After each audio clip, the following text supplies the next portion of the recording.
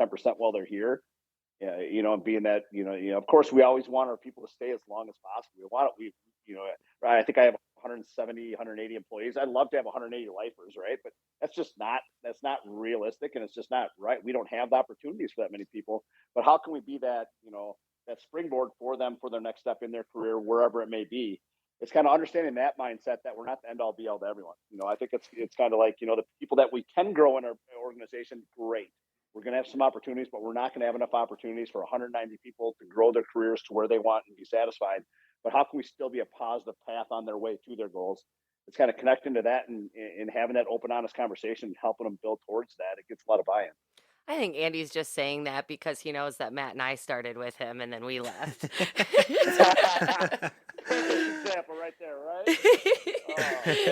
That's actually, when I look back right now, Amanda, that's one of the things, it's kind of taken a little while for it to build up that, I'm kind of, that motivates me. Like when I look back, that I'm almost most proud of our organization. It's like the success stories like you, Matt, Ty, Rick, Mike Torrisi, Derek Friday, Mike and Data, Mike Grinnell, if you remember him, Tracy. I mean, I want to say there's like 9 or 10 people that have came from our organization that own Anytime Fitnesses. Yeah. There's like 20 or 30 out there that have progressed their career way beyond what they could have done here and are just killing it like you guys. You know what I mean? Yeah. It's cool to see. It's as being an owner and looking back, although you hate losing all that talent, it's kind of like when you look back, it's like, it really, it fulfills you with a sense of a purpose. Like, you really did it. You help these people, and to see these people flourish, it kind of, a lot of people say, oh, how did you build the 31 locations? It's like, well, look at the people that I was blessed to have on my team. They were destined for so much more, and look what they did without having them part of my team. I probably won't be at 31 locations. I mean, we select a lot of that great talent. They just didn't necessarily weren't meant to be here forever, but they really helped catapult our company too. So it's that win-win for everyone, right? Yeah, for sure. Andy, let us see your face. There we go. Well, let me ask you this: is this like a video podcast or is this an audio? Semi. Like we always like to take the bits and the pieces, the good stuff. We'll put up teasers and stuff with the video. Teasers and getting your face out there and getting our face out there. I'm kind of like casually sitting back. I didn't know, like, I'm just so I'm more of I don't listen to a lot of podcasts. I like read paper books and shit. I'm kind of old fashioned. It's because you're 45. I'm thinking podcasts. Like, yeah, I'm 45. I'm an old man, right? I didn't know if I was supposed to be. You're lucky I'm just not sitting here in my underwear, man. Well, I mean, we don't know if you are or not. Yeah, I know. We haven't seen the bottom half yet, but no, but kind of going back to what we were just talking about, I definitely agree. I don't think there was the opportunity for myself specifically in your structure to advance to where I wanted to be career wise, because you already had amazing people in place. Like, you have Ryan Patterson and the Joes and just everybody already up at the top. So there wasn't really that advancement opportunity.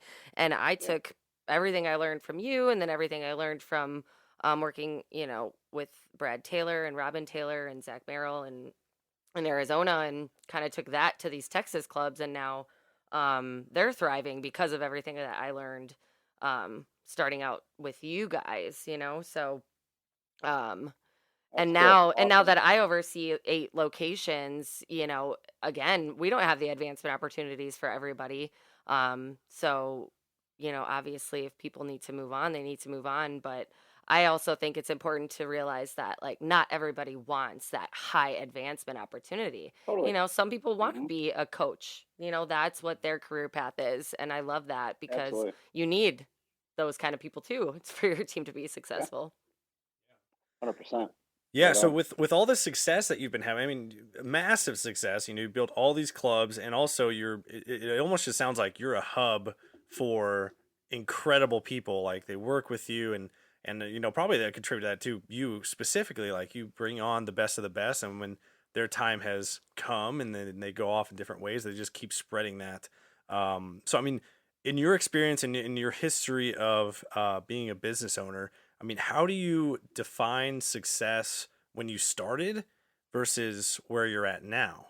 I'll go back to where I'm at now. It's kind of like what I was just talking about on the people, kind of watching the people flourish and the careers, and watching watching people grow. I think that's more in the definition. Before it was just scaling. To me, it was just like, how many more communities can we get into? You know, um, success was, I guess there's different stages, right? In the beginning, success was just trying to break even. We had a Mm-hmm. lot of lean years. We had some ups and downs throughout the years. So a lot of it was just scrapping, trying to survive. Then it turns into scaling. Like what, how big of an impact can we have? We're having fun, creating opportunities for more people. But it becomes as you grow, and as you're not, like to me, I don't have the which I wish I could get in the clubs more, but I don't have the opportunity to sit there and work with members as much and see those successes, to where you're kind of, your success is watching people flourish around you more. That's kind of how you kind of start defining success. Is when your teams are winning. Of course your business is winning too, but when people are growing around you, that means you're winning as an entrepreneur too, because your business is growing. So if you focus on the people and the people growth and that success, that intangibly helps your business win too, right? Mm-hmm. Yeah, I like that. That's awesome to hear that. That's kind of where your mindset has shifted from, hey, let's grow, get as big as I can, to, how do I make an impact on people's lives? How do I grow some good people instead of just growing, myself on that? So, and you said Yeah. you're a book man. You like good books. I mean, myself, I'm not that big of a reader. I've been trying to read the same book for 10 years. Green Eggs and Ham. I just can't get. Too many words, not enough pictures. But God. what's something you're reading right now? And then another good question is just, I mean, what book should everyone in the business industry read? I love I'd say the most impactful book I've read. And it's kind of one of the things that it put into perspective a lot of things I've done, and then really helped me fine tune them, was Atomic Habits. It's been a real I think James Clearly wrote, or something like that. It just gets into like habits 1% better each day. It is so true. You don't need these giant leaps. It's just creating these phenomenal habits. A lot of people on my team are reading that book right now. Just a great book about success. Another cool one I read, it's like the 5 a.m. Club or something like that. And it's about, I think, Richard Sharma or something like that. I just got done reading that one. It's just about having a great routine. I'm a big routine guy. Like I am so, a lot of people think it's boring, but it's like, but in this having the 5 a.m. Club, that's what it's called. Not the 5 a.m. The 5 a.m. Club. And it's all about like getting up at 5 a.m. and kind of having 4 parts to your morning, making sure you exercise, you get a great breakfast, you meditate, you do something spiritual, you kind of feed these things at 5 a.m. That was another good, powerful book. And then I'm kind of reading more of a softer book. It's called what's called Real Happiness or something. Or it's just about how to live a happy life and how to have play in your life. You know what I mean? And Yeah. so I mean, I'd say those are the most recent ones that I've kind of tackled that have had a good impact. Okay. I like that. Ah, that's cool. Do you want to talk about all the awards that you've won? Yeah. I did see that you made 40 under 40 in business in the Madison, what was it, the Journal or something like that, a few Oh yeah, years and BizBat. ago. Uh, um, that was a long time ago, man. A 40 under 40. I'm well over 40 now. So that was more than a few. Yeah, he's like, thanks for pointing it out You're again, dating, Amanda. me again. You're dating me again.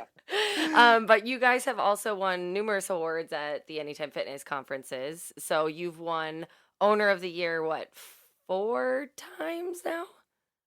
3 times. 3 times. Runner up once, and then owner. They had runner up for a few years, and then we won that once. And then we won owner of the year 3 times. What takes just an owner to be the owner of the year? What do you contribute those wins to? Amanda could answer this one good. She's Ah, got one club of the year. Yeah. It's people, right? It's having those phenomenal, that team, that all in team that's kicking butt. Of course it's on your, it's on your results, right? It's on your sales growth. It's on your retention. It's on your impact in the community. And what it takes to get it though, right? It comes back to that old times. It sounds cliche, but it's having the phenomenal team, having great people that are going to drive your business, that live and breathe and have just such passion, right? It's those passionate, all in people that can make it successful. yeah. And then I know Maiken also won H2I of the year when she was with you. Yeah. And then, Yep. did you guys win any other awards at any of the conferences, like like for personal training or Our anything like that? very first award was we had a member of the year. That was our very first award. I think we won at the conferences. Scott Harum. Actually, Mike Tortorisi put him up. He was a member at his club when Mike was a manager. It was very early on, so we won. I think that. Yeah, I think those are the ones. Yeah. You were talking about winning member of the year. Um, yeah, Oh yeah, Scott Harum. Yeah, he's still a member. He's a Dane County sheriff. I talked to him. Yeah, he had just had a phenomenal success or phenomenal transformation. And this was, I want to say, this is like Mike could probably tell 2007, 2008, real early within the first few years of us being in business. Okay. So that was our very first. Yeah, that was an awesome award. That was a big moment. He got to go down there, and we had a good time. Yeah, we definitely want to try to win that award. Well, and obviously owner of the year. We've been trying for that one too for the Yep. last like 5 years. But I'm happy with personal training club of the year and manager of the year. So Yeah. Absolutely, huge. yeah, Yeah, to that get was two awesome two to in be the a same part year of. was awesome. So Yeah, that was a good. That was a good time. That is. That was a good time. I got to go up on stage too. I was there too. Well deserved. Yeah, it was cool. Great I that know you Amanda up just there. brought out. She's like, Travis, I did not realize how many buttons were already buttoned down on your shirt that night when I was walking up on stage. I You're just ready saw to party, huh? I saw a picture of us on stage and his shirt was like unbuttoned down to his belly button. Hey, I mean, I got to give the Yes. people what they want. Got to give the people what they want. Yeah, that's right. Drooling out there. Oh man. We always like to have some kind of topic of the week, something to talk about to kind of pick your brain, get your viewpoint from. So, Amanda, read us the topic of the week. What are we talking about today? Yeah, so it kind of coincides with everything we've already been discussing, but we just kind of wanted to talk about starting and running a business and what does it take to be successful. And it sounds like the biggest thing is just, the grind at the beginning. But we wanted to hear from you because a lot of people that start with me in their interview process, when I ask them, where do you want to be in the next 3 to 5 years? A lot of them say, I want to own my own gym of some sort. So Yeah. tell the people what they need to do to run their own, not only business, but successful business. Yeah, beyond capital, right? Yep. Save your money. Yep. You make sure you fund it good. It's just making sure that you really understand why you want to, have your why and your purpose behind it. Yeah. A lot of people don't understand, what is, I like to always ask them, why? What does that mean to you running your own business? And if people are like, well, I just want to be able to kind of do whatever I want, just have more freedom. It's like, That's not going to well, happen.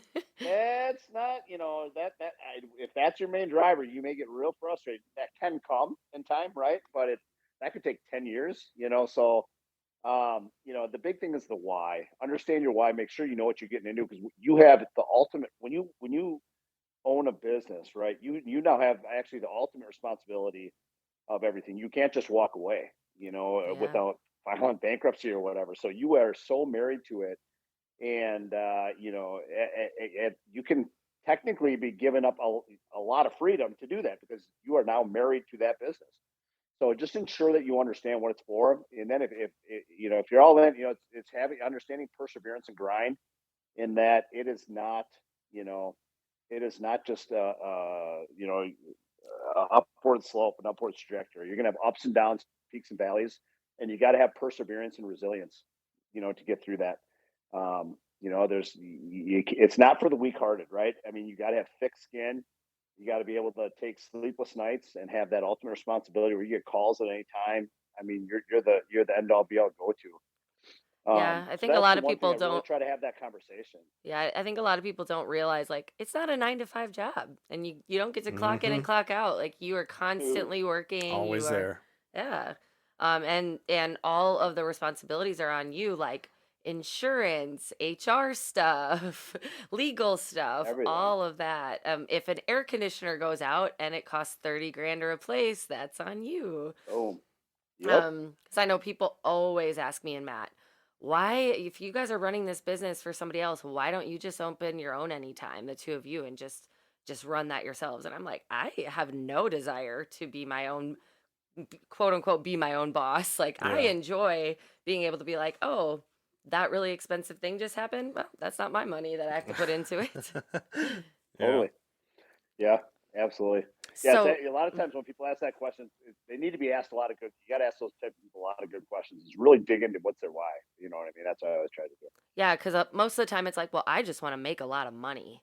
Well, I want to that's make a lot not. of money and I want to have a lot of freedom. Yep. I want Yeah. to be able to kind of do what I want, work when I want, have a lot of freedom, and it's like, phew, yeah. Well,